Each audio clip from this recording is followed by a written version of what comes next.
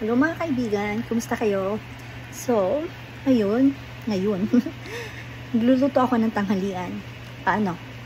Late lunch, tapos early dinner. Meron akong nilagang baka. Bigyan natin ng green gulay mamaya. Tapos, nagpiprito din ako ng saging. Saging. Alam niyo ba dito sa US? Hindi ba sa atin? Tawag natin dito, saging. Tapos dito din, saging. Pero dito sa US, ito po, banana. Ito naman, plantain. Ito yung pwede mong prituhin, lagain. Yan, tawag nila dito plantain.